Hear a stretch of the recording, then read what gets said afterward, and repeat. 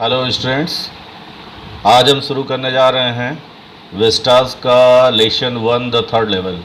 इसे जैक फिने ने लिखा था। दरअसल ये लेसन वर्ल्ड वार सेकंड और वर्ल्ड वार फर्स्ट के दौरान जो ढेर सारी घटनाएं घटी उसके दुष्परिणाम पर, उसकी समस्याओं पर आधारित है।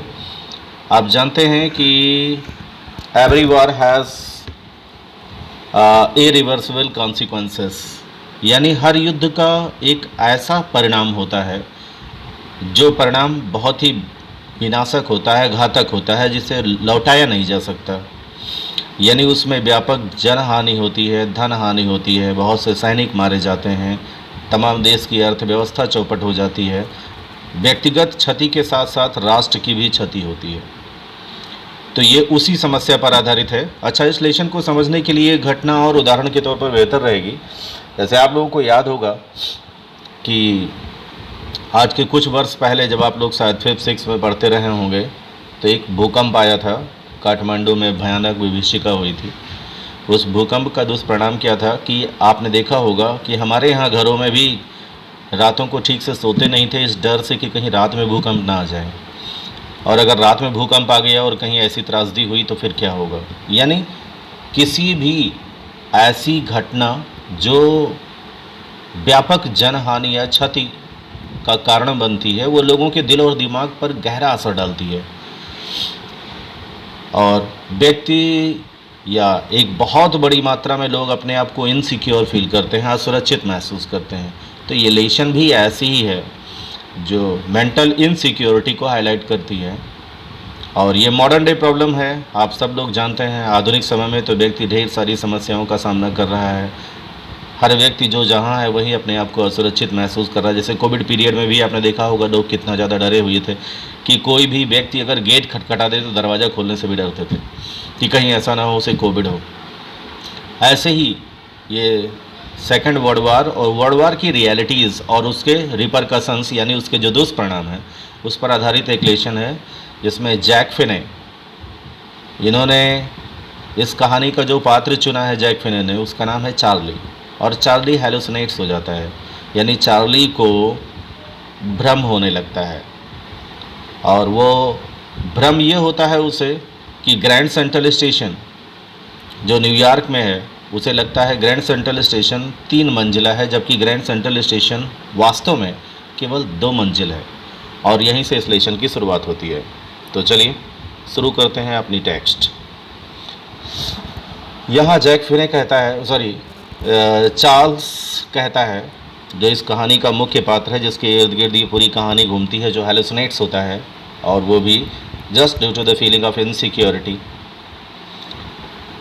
The president of New York. चलिए ये टेक्स्ट पे आते हैं। पहली लाइन देखिए आप लोग, the presidents of the New York Central and the New York, कि न्यूयॉर्क सेंट्रल के प्रेसिडेंट से और न्यूयॉर्क के प्रेसिडेंट से, इतना ही नहीं, सिर्फ न्यूयॉर्क सेंट्रल और न्यूयॉर्क ही नहीं, New Haven and Hartford Railroad, New Haven और हार्टफोर्ड रेल रोड्स, इन सभी जगह के प्रेसिडेंट से अगर पूछा जाए विल स्वेयर, तो वो सब लोग शपथ लेकर कहेंगे। स्वेयर मीन्स सौगंध लेना। चलिए हम ब्रश एक्टिवेट कर लेते हैं। ये सब लोग सौगंध खाकर कहेंगे, ये सब लोग शपथ लेकर कहेंगे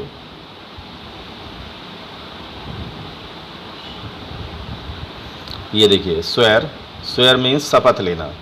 ये सब लोग सौगंध खाकर कहेंगे ऑन ए स्टैक मीन्स होता है ढेर, स्टैक मीन्स होता है ढेर। ये सब लोग सौगंध खाकर कहेंगे ऑफ टाइम टेबल्स की, यानी रेलवे समय सारणी पर हाथ रख करके सब लोग, मुझे पूरा विश्वास है, ये कसम खा के कहेंगे दैट देयर आर ओनली 2, कि ग्रैंड सेंट्रल स्टेशन तो केवल 2 मंजिला है।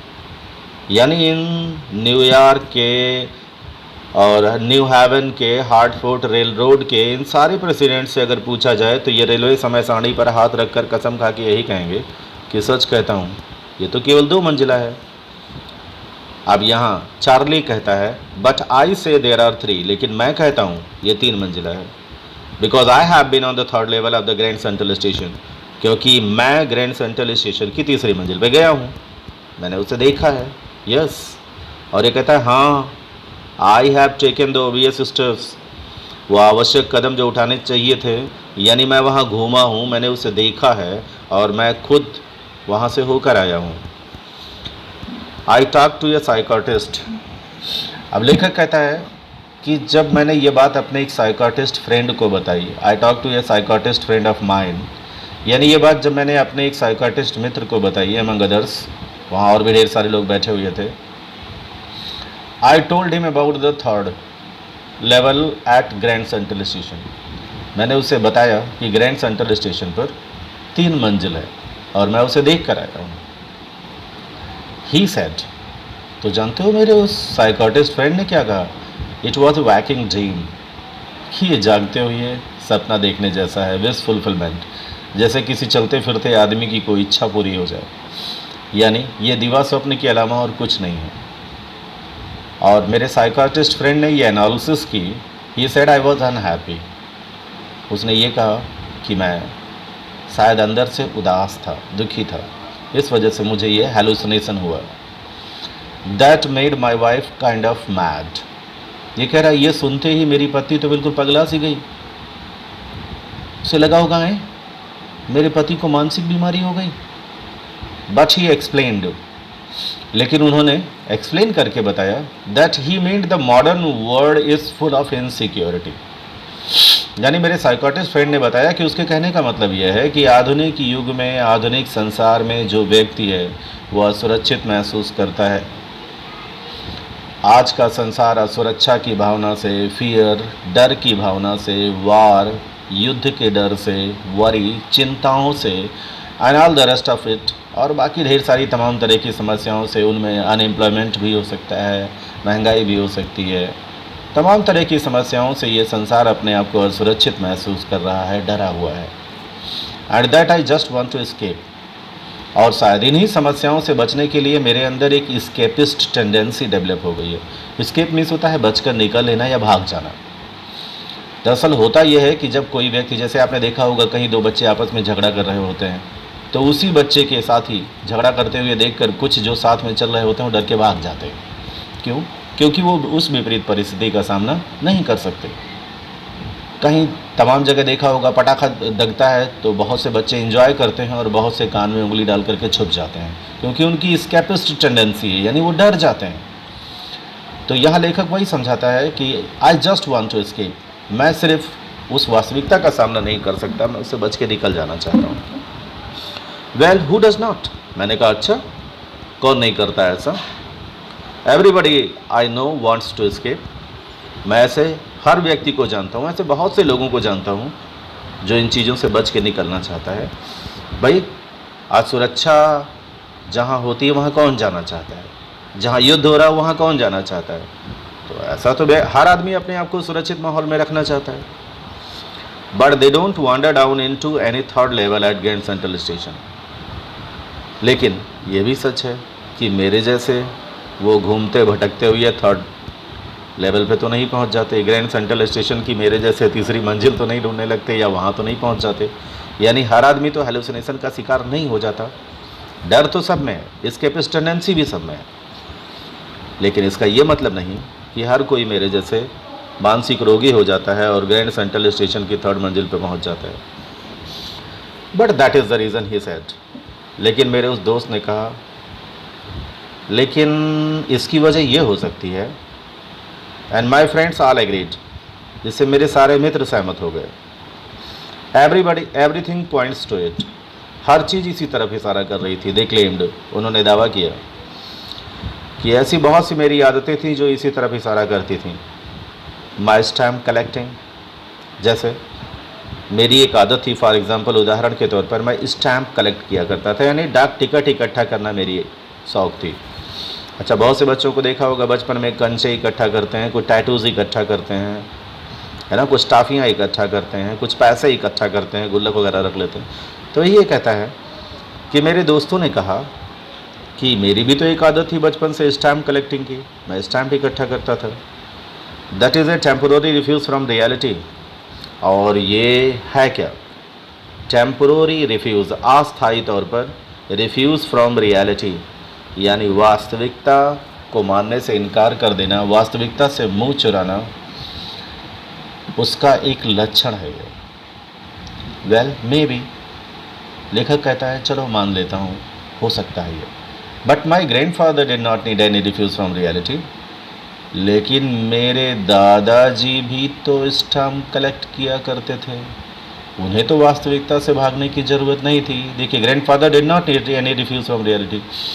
मेरे दादाजी को तो वास्तविकता से भागने की कोई ज़रूरत नहीं थी, क्योंकि उस समय न इतनी महंगाई थी, न युद्ध की विभीषिका थी, न व्यक्ति इतना असुरक्षित महसूस करता था। दादाजी के ज़माने में तो हर जगह शांति थी, सब खुशहाल थे।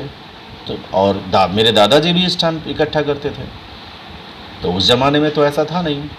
फिर वो क्यों करते थे? Things were pretty nice and peaceful. उस ज़माने में तो सारी चीज़ें बहुत अच्छी थी और पीसफुल थी। फिर ऐसा क्यों था? इन हिज डे, यानी उनके ज़माने में तो चारों तरफ शांति थी, खुशहाली थी। फ्रॉम ऑल आई हियर, क्योंकि वो सारी चीज़ें जो मैंने सुनी हैं उनसे। And he started my collection, कि मेरे दादाजी ने, दरअसल मेरे परिवार में सबसे पहले मेरे दादाजी ने ही मेरे कलेक्शन की, यानी स्टैम्प कलेक्शन की शुरुआत की थी। It is a nice collection too, और ये बहुत अच्छा कलेक्शन होता है। Blocks of 4 of practically every US issues, यानी 4 ब्लॉक्स, यानी 4 डाक टिकट की ब्लॉक खरीदना। एवरी यूएस इशूज़ यानी यूएस में जारी होने वाले डाक टिकट के 4 ब्लॉक खरीद लेना, यानी 4 डाक टिकट खरीद लेना, आप ऐसे समझ लो। फर्स्ट डे कवर्स, और फर्स्ट डे कवर बना देना उसे, एंड सो ऑन, और ऐसे ही जारी रहता था। बस यही था, 4 डाक टिकट खरीदना और फर्स्ट डे कवर्स बनाना। अब देखिए फर्स्ट डे कवर क्या होता है, मैं आपको बता देता हूँ, हालांकि ये लेसन के लास्ट में मिलेगा। चलिए अब इस लाइन को पूरा कर लेते हैं, फिर बताते हैं। President Roosevelt collected stamps too, you know, ये कहता है आप जानते हैं प्रेसिडेंट रूजवेल्ट भी तो स्टाम्प कलेक्ट किया करते थे, तो क्या उनके साथ भी ऐसा था?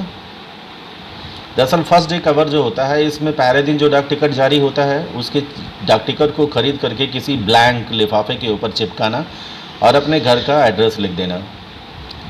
इससे फ़ायदा ये होता था कि जब स्टैंप लगती थी, यानी उस डाक टिकट पे पोस्ट ऑफिस की मोहर लगती थी, तो ये पता चल जाता था और वो आप ही के एड्रेस पे घर पहुंच जाएगी। तो ये आपके पास प्रूफ रहेगा कि फ़ला तारीख को ये नया डाक टिकट जारी हुआ था, और आपके पास हमेशा के लिए आपके कलेक्शन में वो रखा रहेगा।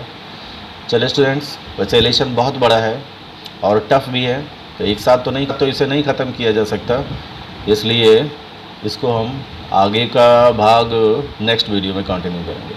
चलिए, थैंक्स।